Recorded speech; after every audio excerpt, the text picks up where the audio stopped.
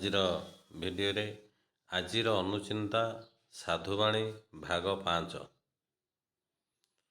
ଏକ ନମ୍ବର ରହିଛି। ରାତିରେ ଶୋଇବା ପୂର୍ବରୁ ଆଇନାକୁ ଖୋଲା ନ ଛାଡ଼ି ଏକ କଳା କପଡ଼ା ଦ୍ୱାରା ଘୋଡ଼ାଇ ଦିଅନ୍ତୁ। କେଉଁ ଆଇନା? ଇଏ ହେଉଛି ଡ୍ରେସିଂ ଟେବୁଲର ଯେଉଁ ବଡ଼ ଆଇନା, ସେଇଟାକୁ ଖୋଲା ନ ଛାଡ଼ି କଳା କପଡ଼ା ଦ୍ୱାରା ଘୋଡ଼ାଇବା ଉଚିତ। 2 ନମ୍ବର, 4ଟି ଜିନିଷ ଥରେ ଚାଲିଗଲେ ଆଉ ଫେରେନି।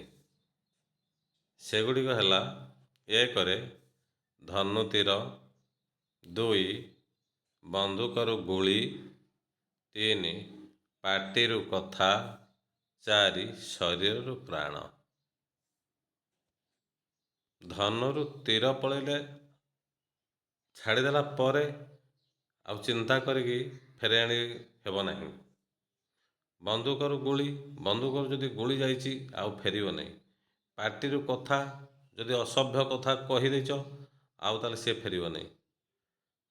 ପ୍ରାଣ ଥରେ ଉଡ଼ିଗଲେ ଆଉ ସେଇ ଶରୀରକୁ ଫେରିବ ନାହିଁ। 3 ନମ୍ବର, ଟଙ୍କା ଗଣିବା ବେଳେ ବାହାର ପଟୁ ନିଜ ଆଡ଼କୁ ଗଣନ୍ତୁ ଏବଂ ଟଙ୍କାରେ ଛେପ ମାରି ଗଣନ୍ତୁ ନାହିଁ। ଅଧିକାଂଶ ଲୋକ ଟଙ୍କାରେ ଛେପ ମାରିକି ଅର୍ଥାତ୍ ଜିଭରେ ଆଙ୍ଗୁଠି ଲଗାଇ ସେ ଟଙ୍କାରେ ଗଣନ୍ତି, କାହିଁକି ନା ଲାଗିଯାଇଥିବ ବୋଲି। କିନ୍ତୁ ସେମିତି କରିବା କଥା ନୁହେଁ। ଏବଂ ବାମରୁ ଡାହାଣକୁ ନ ଗଣି ଟଙ୍କା ଗଣିବା ବେଳେ ବାହାର ପଟୁ ନିଜ ଆଡ଼କୁ, ସାଧାରଣତଃ ସମସ୍ତେ ନିଜ ଆଡ଼ୁ ବାହାରକୁ ଗଣନ୍ତି, କିନ୍ତୁ ଗଣିଲା ବେଳେ ବାହାର ପଟୁ ନିଜ ଆଡ଼କୁ ଗଣିବା କଥା, ଅର୍ଥାତ୍ ତଳ ଆଡ଼ୁ ଗଣିବା କଥା। ଏହାକୁ ପାଳନ କଲେ ମଙ୍ଗଳ ହେବ। 4 ନମ୍ବର, ଘର ଭିତରେ ଚୁଚୁନ୍ଦ୍ରା ଦେଖାଦେଲେ କିମ୍ବା ଘର ପାଖରେ କୋଇଲି ରାବିଲେ ଶୁଭ ସମୟ ଆଗମନର ସୂଚନା ମିଳିଥାଏ।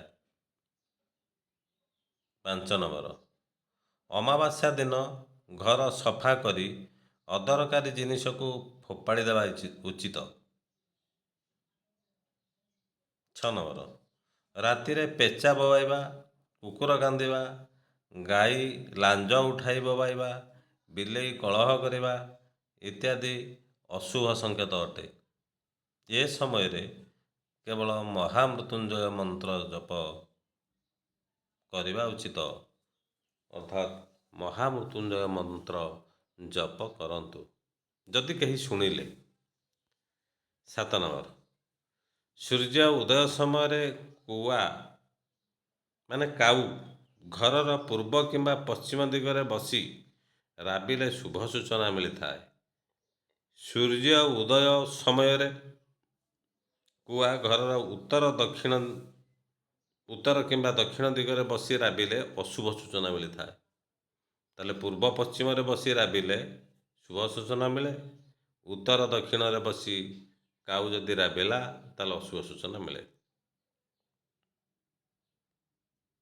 8 ନମ୍ବର, ଜନ୍ମ ମାସ, ଦିନ ଓ ନକ୍ଷତ୍ରରେ ପୁଅ ଝିଅଙ୍କର ବିବାହ କରିବା ଉଚିତ ନୁହେଁ। 9 ନମ୍ବର, ମଙ୍ଗଳବାର ଦିନ ଟଙ୍କା କରଜ କରନ୍ତୁ ନାହିଁ। ଅନ୍ୟ ବାରରେ କରନ୍ତୁ କିନ୍ତୁ ମଙ୍ଗଳବାରରେ କରନ୍ତୁ ନାହିଁ। କିନ୍ତୁ କରଜ ଟଙ୍କା ସୁଝିଲେ ମଙ୍ଗଳ ହୋଇଥାଏ। ମଙ୍ଗଳବାର ଦିନ କରଜ ନ କରି କରଜ ସୁଝିଲେ ମଙ୍ଗଳ ହୋଇଥାଏ।